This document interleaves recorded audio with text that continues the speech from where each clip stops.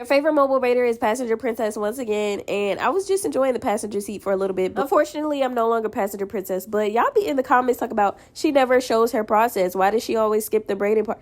This is not a braid tutorial. I'm showing y'all me going to my clients as a mobile braider in Atlanta. That's it and that's all. If y'all want a tutorial, I have braid classes every first Sunday of the month. Comment Princess to join the next class. If you can't invest less than $50, this video is for you. Now, this is not a braid tutorial, but I'm just going to be dropping a few gems because I see a lot of braiders doing a lot of the wrong things. So tip number 1, y'all see how I got that thing on my wrist? Stop putting braid gel on your skin and applying it to your client's scalp. Not only is that cross-contamination, but you are changing the chemistry of the product from the warmth of your hand, and you're melting the product down, which is the reason why your braids are not laying flat. You're reverting the client's hair right back to its natural state. Now, I don't know if y'all could tell, but when I'm putting this braid gel on, less is more. You don't need a lot of product. Make sure you are combing the product through thoroughly and molding it, because if not, the product will just sit and it'll dry up on the braid and turn white. As y'all can see, I split my knotless braid into 3 sections. Those are called legs.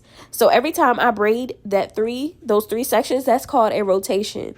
So I just did a rotation. Now I'm about to add in an incy bincy little spider little amount of hair. When you start off the braid with a lot of hair, you're just asking for your knotless braids to be box braids. Make sure your braid is in the center of your part, not on the top, not the bottom, not the side. That is the amount of hair that you should be taking. The thing about knotless braids is that you're feeding in the hair, so you don't need to go in with chunky pieces of braiding hair, because as you feed in the hair, the braid is naturally going to get thicker. Now, if you're a beginner braider, pay attention to them parts, because even me as a I'm not seasoned, but I'm still young and turnt.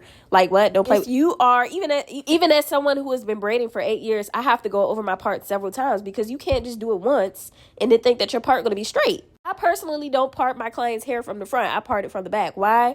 Because that's awkward. So make sure you add your product, not too much, and you go over that part a few times until it's straight. Now, as you can see, this is me moseying onto the front to make sure the part is straight, because I'm not about to be in your face and we looking at each other and you making eye contact with me and now it's awkward. You already know I don't be trying to breathe in my client's face. I mean, I think that's just common courtesy, because I done heard some stories about some people. Now, the biggest mistake that y'all be making, this is why your clients come back bald-headed every time. Water in this kettle is low, and I'm not bringing the water all the way up to the scalp. You can either let it naturally unstiffen or use a steamer at about 4 to 5 inches away from the client's hair. This is the cutest client, and she loved her hair. She was trying to direct me right here. I'm like, you the content creator of me.